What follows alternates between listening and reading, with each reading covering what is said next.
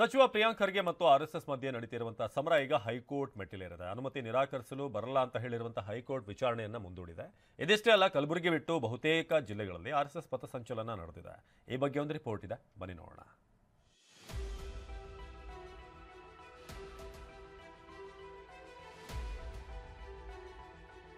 RSS ಮತ್ತು ರಾಜ್ಯ ಕಾಂಗ್ರೆಸ್ ಸರ್ಕಾರ ನಡುವಿನ ಸಂಘರ್ಷ ದಿನಕ್ಕೊಂದು ತಿರುವು ಪಡ್ಕೊಳ್ತಾ ಇದೆ. ಸಚಿವ ಪ್ರಿಯಾಂಕ್ ಖರ್ಗೆ ಕ್ಷೇತ್ರ ಚಿತ್ತಾಪುರದಲ್ಲಿ ನಿನ್ನೆ ಆರ್ಎಸ್ಎಸ್ ಪಥಸಂಚಲನಕ್ಕೆ ಅವಕಾಶ ನಿರಾಕರಿಸಲಾಗಿತ್ತು. ಆದರೆ ಹೈಕೋರ್ಟ್ ಅನುಮತಿ ನಿರಾಕರಣೆ ಮಾಡೋದಕ್ಕೆ ಬರಲ್ಲ ಅಂತ ಹೇಳಿದೆ. ಆರ್ಎಸ್ಎಸ್ ನವೆಂಬರ್ 2ರಂದು ಪಥಸಂಚಲನಕ್ಕೆ ಅವಕಾಶ ಕೇಳಿದೆ. ಮುಂದಿನ ವಿಚಾರಣೆಯನ್ನ ಅಕ್ಟೋಬರ್ 24ಕ್ಕೆ ಮುಂದೂಡಲಾಗಿದೆ.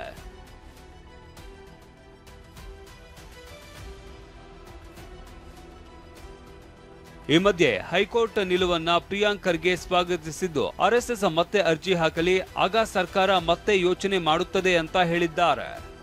ಏನೋ ಇದು ಆರ್ಗ್ಯುಮೆಂಟ್ಸ್ ನಲ್ಲಿ ಬಹಳ ಸ್ಪಷ್ಟವಾಗಿ ಏನು ಹೊರ ಬಂದಿದೆ ಅಂದ್ರೆ ಅವ್ರೇನಾದ್ರೂ ಮತ್ತೊಮ್ಮೆ ಅರ್ಜಿ ಹಾಕಿದ್ರೆ ಕನ್ಸಿಡರ್ ಮಾಡಿ ಅಂತ ಹೇಳಿದ್ದಾರೆ. ಆದರೆ ಇವೆಲ್ಲ ಆದಮೇಲೆ ಉದ್ದೇಶಪೂರ್ವಕವಾಗಿ ನನ್ನ ಜಿಲ್ಲೆಯಲ್ಲಿ ನನ್ನ ಮತಕ್ಷೇತ್ರದಲ್ಲಿ ನನ್ನ ಪಕ್ಕದ ಮತಕ್ಷೇತ್ರದಲ್ಲಿ ಒಂದು ಸ್ಟ್ರಾಂಗ್ ಮೆಸೇಜ್ ಕಳಿಸ್ಬೇಕು, ನಾವು ಇವರಿಗೆ ಪಾಠ ಕಲಿಸ್ಬೇಕು ಅಂದ್ಬಿಟ್ಟು ಪ್ಲ್ಯಾನ್ ಮಾಡ್ತಾರೆ.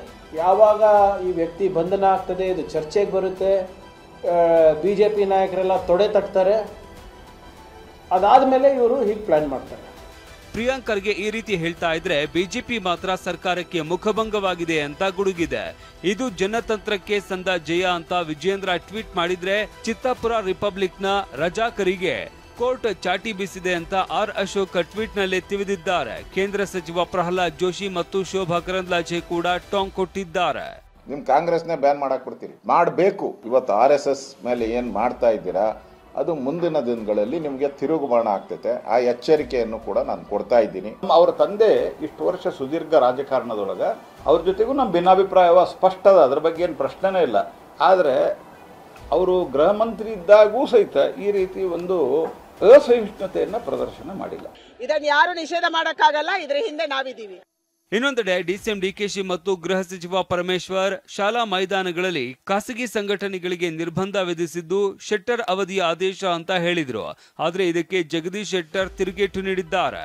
ಹಿಂದೆ ಏನು ಜಗದೀಶ್ ಶೆಟ್ಟರ್ ಕಾಲದಲ್ಲಿ ಬಿಜೆಪಿ ಅವ್ರ ಸರ್ಕಾರದಲ್ಲೇ ಕೆಲವು ಆದೇಶ ಮಾಡಿದ್ರು, ಆದೇಶನ ಇಂಪ್ಲಿಮೆಂಟ್ ಮಾಡಿ ಅಂತ ಅದನ್ನ ಡಿಫೈನ್ ಮಾಡಿ ಏನು ನಾವೇನು ಬದಲಾವಣೆ ಮಾಡಿಲ್ಲ.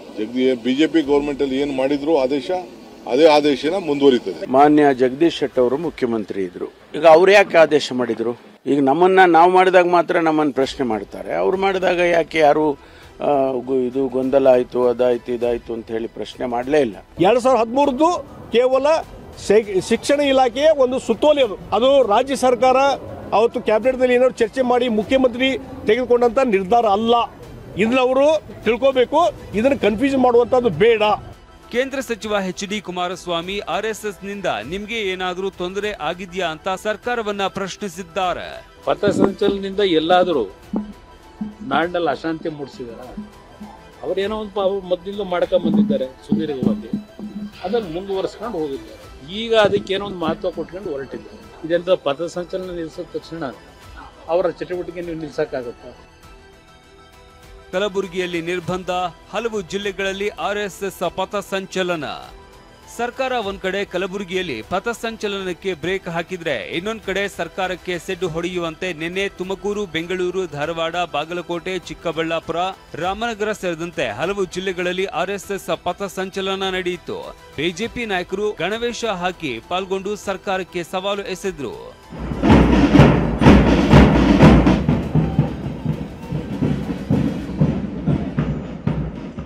ಅತ ಕಲಬುರಗಿಯ ಸ್ಟೇಡಿಯಂನಲ್ಲಿ ನಿರಾಕರಣೆ ಧಿಕ್ಕರಿಸಿ ಪಥಸಂಚಲನ ಕೈಗೊಂಡಿದ್ದ RSS ಕಾರ್ಯಕರ್ತರನ್ನ ಪೊಲೀಸರು ವಶಕ್ಕೆ ಪಡೆದು ನಂತರ ಬಿಡುಗಡೆ ಮಾಡಿದ್ರು.